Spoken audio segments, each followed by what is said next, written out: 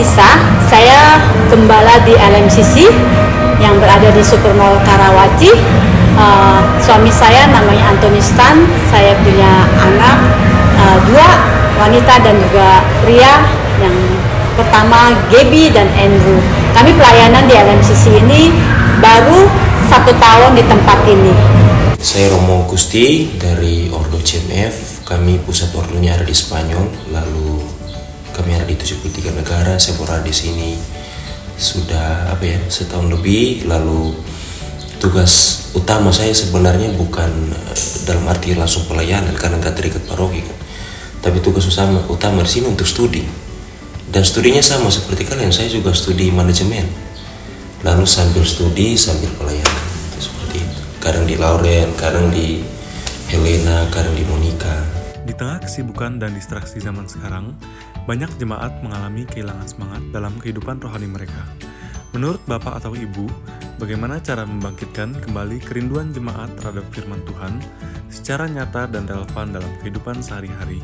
Saya melihat dari keseluruhannya ya, saya memantau juga karena saya juga belajar tentang konseling, saya mengatasi anak-anak muda.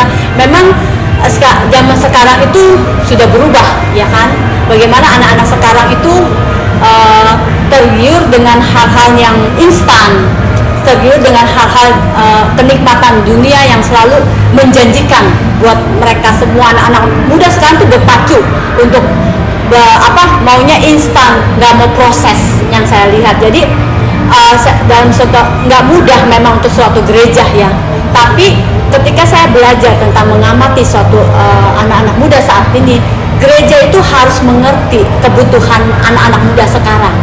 Saya lagi mencari bersama dengan suami apa kebutuhan untuk pria anak-anak muda saat ini. Memang bagaimana dia menerima, bagaimana bisa menikmati suatu proses, bagaimana proses itu bisa membuahkan dan menghasilkan bagi kehidupannya. Dan ada hal-hal yang gereja harus ingat bahwa kita itu berpacu dengan dunia ini. Jadi gereja juga nggak boleh kalah. Ya, gereja harus mempersiapkan bagaimana fasilitas-fasilitas yang membuat dia tuh nyaman dan merasa dia diterima oleh gereja dan tidak merasa dihakimin.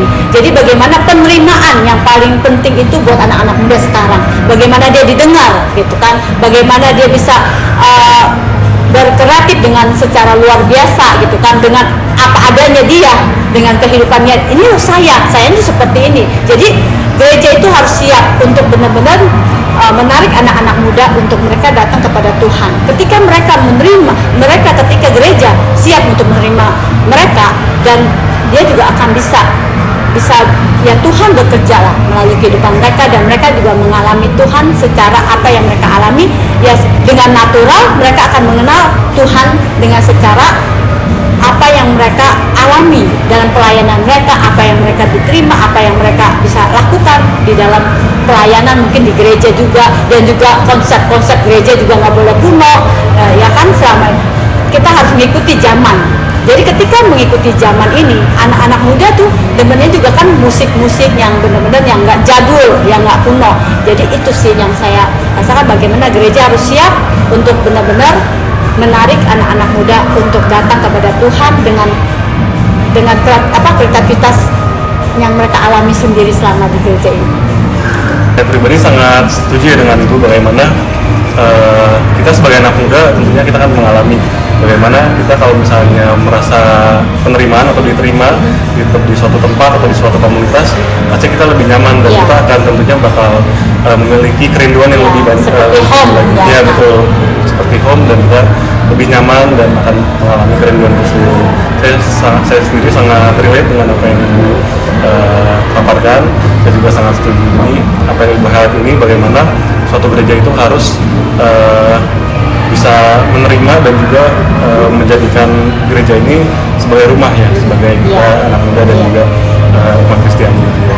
Menjadi pendengar buat mereka. Pendengar, ya. Oke, kalau saya langsung ambil contoh ya, misalkan di Paroki Lauren mereka itu punya program yang disebut dengan kelompok evangelisasi pribadi. Jadi kitab suci itu tidak hanya dibuat dalam kayak bentuk kursus ya, tapi juga mereka buat dalam bentuk retreat. Nah, retreat itu kan membuat orang untuk jauh dari keramaian kan, misalkan retreat 3 hari 4 hari. Nah, di situ diberikan katekesi tentang kitab suci. Sehingga apa? Sehingga pertama, orang bisa mengalami keheningan dalam retreat karena jauh dari keramaian. Yang kedua, dalam keheningan itu orang bisa menimba spiritualitas dari kitab suci. Itu cara yang saya tahu dari wilayah paroki Laurentius. Nah, kalau yang lain, misalkan kita gereja Katolik mengikuti perkembangan zaman, maka dalam gereja sendiri ada aplikasi namanya e-Katolik yang setiap hari umatnya bisa mengakses bacaan untuk hari itu. Kalau gereja Katolik kan punya kalender liturgi kan, jadi seluruh isi kitab suci diatur dalam kalender sehingga dia bisa mengikuti, oh hari ini bacaan tentang ini, hari besok bacaan tentang itu. Jadi dengan mengakses lewat aplikasi e-Katolik, umat Katolik bisa membaca kitab suci tiap hari. Itu kira-kira 2 hal yang saya lihat ya, untuk bagaimana umatnya bisa fokus pada firman Tuhan. Oke, baik. Jadi dengan aplikasi tersebut itu bisa mengundang para umat untuk bisa memiliki kerinduan kembali dengan Kristus gitu ya. Ya, harapannya seperti itu. Ya. Oke.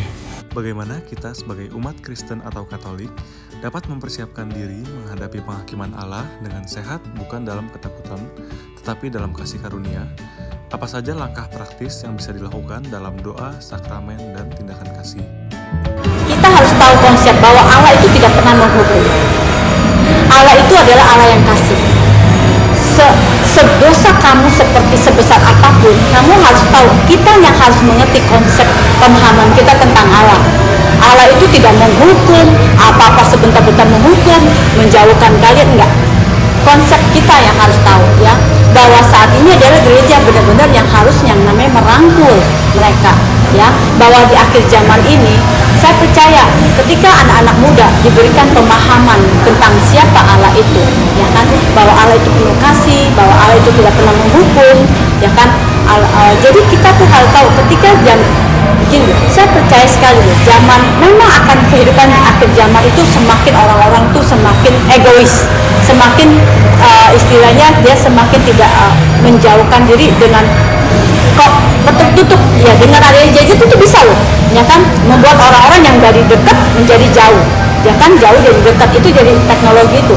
Jadi saya percaya di akhir zaman ini kita harus lebih wise dalam mengambil suatu, membaca tanda-tanda kehidupan di akhir zaman ini, terutama untuk anak-anak muda. Kalian harus tahu apapun yang dijanjikan oleh dunia, jangan sampai anak-anak muda itu sampai terseret gitu ya, gitu sih. Gereja itu kan memahami penghakiman Allah tentu berdasarkan kitab suci. Penghakiman Allah itu sebenarnya nggak perlu dihadapi dengan ketakutan, karena Allah akan menghakimi orang secara adil kan. Yang kedua dalam cinta kasih, lalu mengapa orang takut?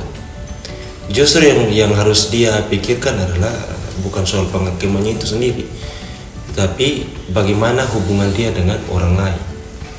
Nah, ini yang lebih sulit. Kita boleh misalkan kita mengatakan Allah tetap mencintai aku kan, padahal sikap aku seperti ini. Allah nggak akan protes. Oh, Allah jauh di sana, siapa yang lihat berbuat. Tapi dengan orang lain ini juga menentukan, dan ini yang justru lebih berat. Maka standar yang Yesus terapkan bagi setiap orang dalam kitab suci kan, Yesus mengatakan apa yang kamu lakukan bagi orang yang paling tertindas, orang yang paling indah kan, itu kamu lakukan bagi aku. Nah, jadi standarnya di sana. Kalau soal Allah mengampuni, Allah pasti mengampuni. Allah adil, Allah pasti adil. Nah, sekarang bagaimana kita memperlakukan orang lain? Nah, itu yang berat. Nah, sanggupkah kita memperlakukan orang lain sebagaimana kita mencintai Allah? Jadi sebenarnya kalau pertanyaan soal bagaimana kita menghadapi penghakiman, enggak perlu takut. Kalau untuk orang Katolik tidak perlu takut, karena Allah pasti akan selalu memberikan kesempatan bagi kita ya. Tapi sekarang yang menjadi PR bagi setiap orang itu adalah bagaimana dia memperlakukan orang lain. Yesus mengatakan dalam etika itu ada golden rule.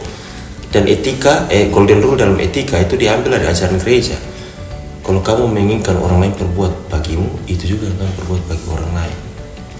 Jadi ya jawabannya seperti itu. Berarti kita nggak perlu takut. kita menghadapi penghakiman Allah, kan Allah sendiri pun kasih. Jadi nggak usah takut, nggak usah cemas.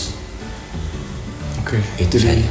kita harus menekankan bagi orang-orang bahwa Allah itu kasihanmu, jadi maka dari Iya. itu tidak perlu takut. Ya, terhadap tidak perlu takut. penghakiman tersebut. Ya, Oke. bukankah kita lebih takut orang lain daripada Allah? Benar nggak? Ya. Banyak orang berpikir seperti itu kan. Ya.